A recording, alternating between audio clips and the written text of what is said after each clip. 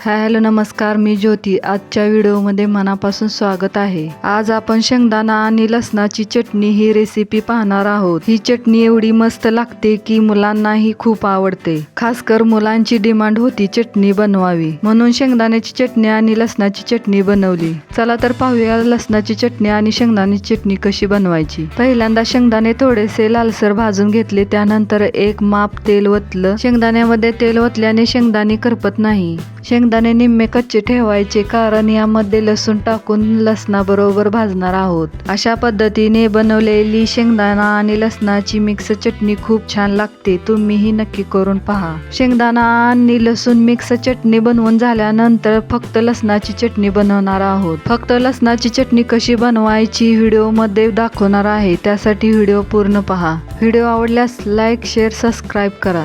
Video कसा वाटला हे नक्की कमेंट करून सांगा. शेंगदाणे थोडेसे भाजून झाल्यानंतर यातच लसूण लालसर भाजून घ्यायचा. हे भाजत असताना गॅसची फ्लेम मिडियम ठेवायची. शेंगदाणे आणि लसूण व्यवस्थित लालसर भाजून घ्यायचे. त्याचबरोबर शेंगदाणा आणि लसणामध्ये तेल ओतल्याने लालसर भाजते, ते कुठेही करपत नाही. शेंगदाणा आणि लसूण भाजून झाल्यानंतर ते थंड होण्यासाठी ठेवायचं. थंड झाल्यानंतर मिरची पावडर टाकायची. ही मिरचीची पावडर घरीही बनवू शकता आणि दुकानातूनही घेऊ शकता. मी येथे दुकानातून आणलेली मिरची पावडर वापरली आहे. व्हिडिओमध्ये दाखवल्याप्रमाणे शेंगदाणा आणि लसूण लालसर भाजून घ्यायचा. लसूण आणि शेंगदाणे भाजून झाल्यानंतर थोडा वेळ थंड होण्यासाठी ठेवायचं.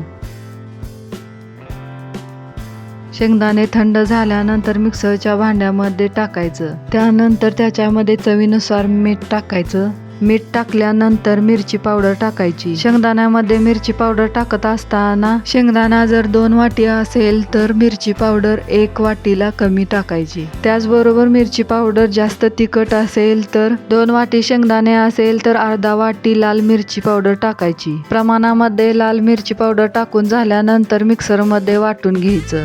शेंगदाण्याची चटणी बनवत असताना शेंगदाणे जास्त बारीक करायचे नाही. शेंगदाणे थोडे जाडसर वाटून घ्यायचे. अशा पद्धतीने शेंगदाणे चटणी बनवून झाली आहे. स्टील किंवा काचेच्या भरणीमध्ये व्यवस्थित भरून ठेवायची. शेंगदाण्याची चटणी खूप छान लागते. खासकर मुलांनाही खूप आवडते. नक्की करून पहा. शेंगदाण्याची चटणी बनवून झाली. झटपट बनणारी लसणाची चटणी पाहूया. लसणाची चटणी बनवत असताना ही झटपट बनतेही आणि खायलाही खूप छान लागते. ही लसणाची चटणी बनवलेली चिवड्यामध्येही टाकू शकता. ही बनवलेली लसणाची चटणी 2 महिने टिकते. येथे मी 1 वाटी लाल मिरची पावडर घेतली आहे आणि पाव वाटी लसूण घेतला. त्यानंतर चवीनुसार मीठ टाकायचं. रेड चिली, मीठ आणि लसूण हे मिक्सरच्या भांड्यामध्ये बारीक वाटून घ्यायचं. अशा पद्धतीने लसणाची चटणी झटपट बनवून तयार होते. आजचा व्हिडिओ कसा वाटला हे नक्की कमेंट करून सांगा आणि पूर्ण व्हिडिओ बघितल्याबद्दल धन्यवाद. भेटूया एका छानशा नवीन व्हिडिओमध्ये.